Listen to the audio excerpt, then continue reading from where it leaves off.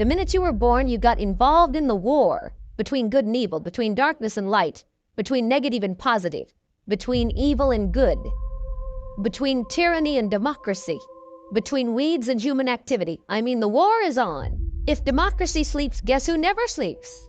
Tyranny. In the absence of light, guess what's automatic? Darkness. If good does not arouse itself and become active, guess what moves in? Evil. It's a war. A mental war, a physical war, a financial war, between enterprise and ease, between accomplishment and failure. It's a war. That's why there's an Old Testament phrase that gives the best advice for human activity when it says, 6 days labor, 1 day rest. Now, I'm sure we've taken that to mean, don't work all 7 days, take one off. Here's what it also means, only take one off, or you're liable to lose the war. Enterprise is better than ease. If you rest too long, the jungle overtakes the village. Now here's the good news about the war between good and evil. Evil is no match for good, but good must be active. Don't wish it was easier, wish you were better. Once I understood this altered the course of my life. Don't wish it was easier, wish you were better. And here's the big one. Don't wish for less problems, wish for more skills. You don't need less problems. You simply need more skills. Don't wish for less challenge, wish for more wisdom. Accept the challenge, because you can't grow without a challenge. You can't get rich without a challenge. You can't fly without gravity. You have to understand the challenge. But that's the key, is to now develop wisdom to overcome the challenge. Don't wish for less challenge, but more wisdom. And then here's one more philosophy that helped change my life forever. You can do the most remarkable things no matter what happens. Humans can do the most remarkable things no matter what happens. Philosophies which changed my life. Get stronger. You can develop the muscle. You can develop the courage muscle. You can develop the inspiration muscle. You can develop the dedication muscle. You can get stronger. There's anybody here that can't get stronger? Next time we see you, may not even recognize you. How strong you're going to be able to become in language, style, personality, the ability to cope, the ability to handle with anything that happens, no matter what happens. And the third one is get better. We can all get better. I've gotten better. First talk I gave, I stood up, my mind sat back down. But here's the secret to my success. I stood up and did it again. Stood up and I did it again. And I did it again, and I did it again all those many years ago. I did it when I was scared, and I did it when I didn't want to, and I did it when I was ill. And I did it when it didn't work well, and I did it when they didn't appreciate it, and I didn't a lot of times when I didn't know much what I was doing. I just did it anyway. I got better. I got better day by day and week by week and month by month, and I'm asking you to do the same thing until you can develop a long arm and a long reach, until you can develop influence that won't quit. Touch people next year you couldn't touch this year. Touch people now you couldn't touch before. Conduct a meeting now you couldn't conduct before. Heart and soul now mixed in there that wasn't there, missing before. I'm asking all of you to get better in spite of the winters, in spite of the downturn. The money downturn, the social downturn, the personal downturn, whatever it is. Just get stronger. Get better. The key is not to wish for a better winter. The key is to wish for more strength, more wisdom, more courage, get better, get wiser, get stronger. Forming and refining your personal philosophy of life is a process that never ends. It started way back when you were a child. The schools you attended, your parents, your experiences. All of these factors have played a role in developing your philosophy. Your personal philosophy is the major factor of your destiny. I used to think that circumstances ordered my life. If someone would have remarked to me when I was 25, Mr. Ron, you're not doing well. You've got pennies in your pocket, creditors calling, nothing in the bank. You are behind on your promises to your family. You live in America and have every reason to do well, yet things are going badly. What is wrong here? It would not have occurred to me to blame my philosophy. I found it much easier to blame the government, to blame the tax problem. I used to say taxes are too high. The top tax rate when I first started paying taxes was 91%. Back then, when your income reached a certain level, all the money you earned beyond that was taxed at 91%. Now the top rate is half that. And people are still saying that taxes are too high. But if they've decreased so substantially, how can they be too high? I threw all my old excuses away. It seems that some people have found them, though, and they've picked them up, dusted them off, and they're using the excuses themselves. I used to blame the traffic, the weather, all sorts of circumstances. I found it easier to blame the company than to blame myself. I used to say, if this is all they pay, how do they expect me to do? Well, I figured that my future was going to be tied to what was going on around me. The economy, interest rates, retail prices. I had a limitless supply of things to blame until Mr. Shoaff taught me where the problem really resided. In my own personal philosophy. What makes us different than dogs and birds and cats and spiders and alligators? What makes us different than all other life forms? It's the ability to think, the ability to use our mind, the ability to process ideas and not just operate by instinct. It's the ability to form our own personal philosophy. In the winter, geese can only fly south. Human beings are not like geese. We can fly south if we want, but we can also turn around. Go north, go east, go west. We can determine the entire process of our own life. We do that by the way we think. We do that by exercising our mind. We do that by processing ideas and coming up with a better philosophy, a better strategy for our life. We can set goals for the future and formulate plans to achieve those goals.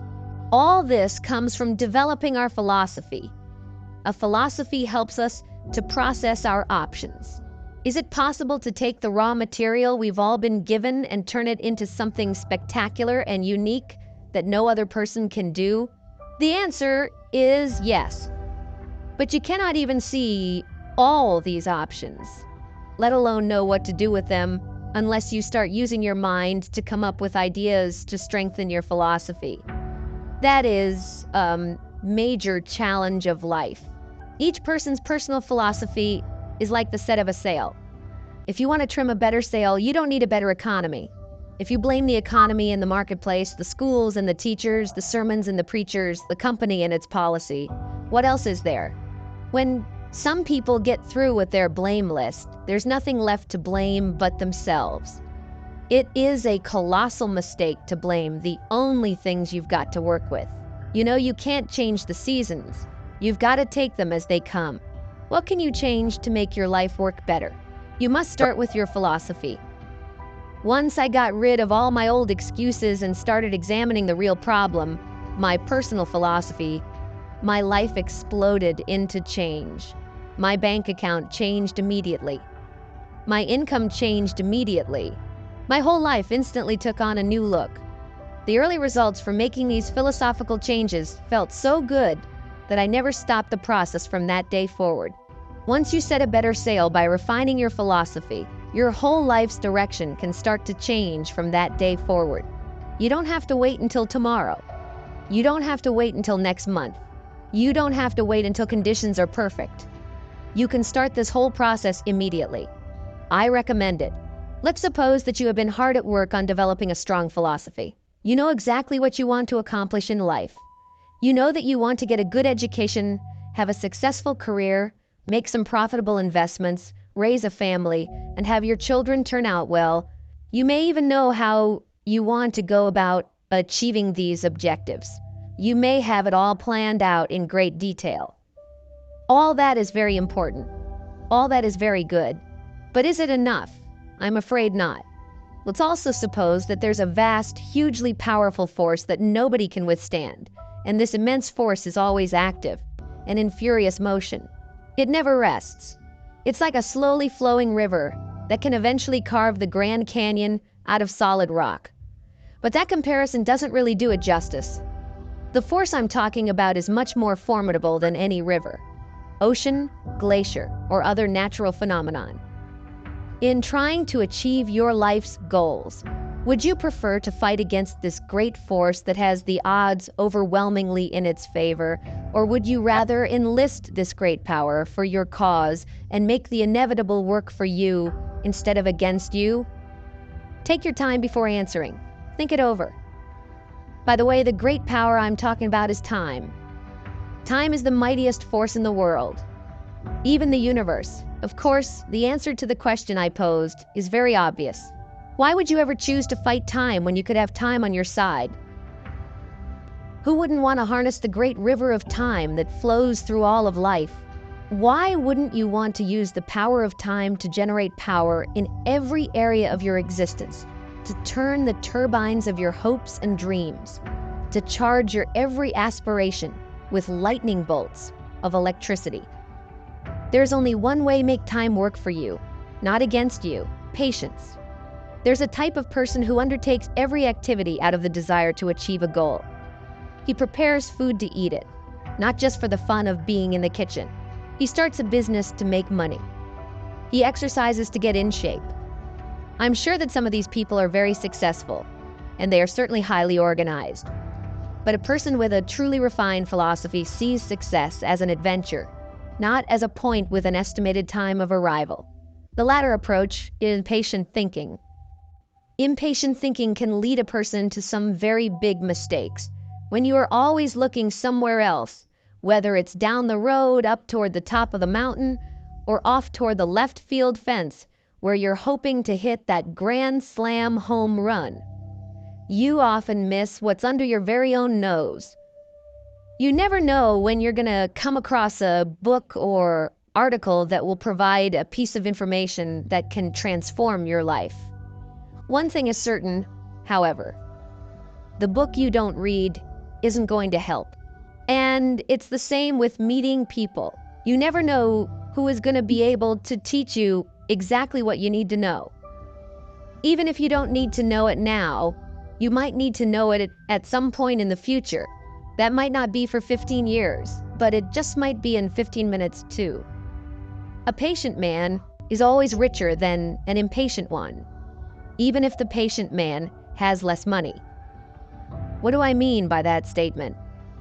Well, riches and wealth can take other forms besides dollars and cents. In what sense is the patient man richer?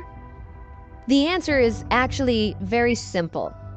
A patient man is always richer than the impatient one because the patient man can always afford to wait.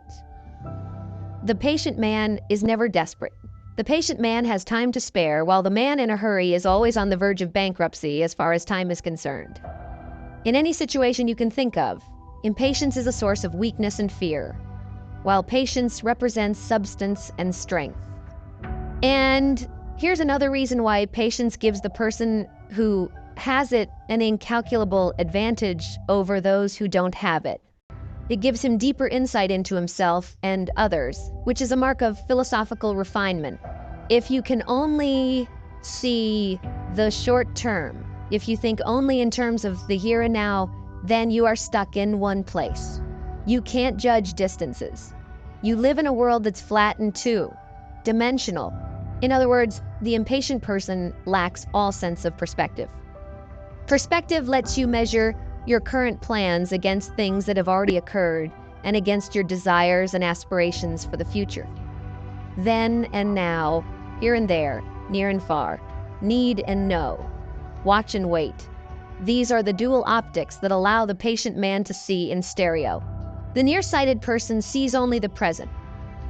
The fantasizer sees only an imaginary future and, more likely than not, trips over his mistakes trying to get there. Patience enables you to see the big picture. It helps you to make the most of today while building a better tomorrow. For that reason, it's one of the most valuable equities of all, one that you should make every effort to acquire. The payoff will be worth it.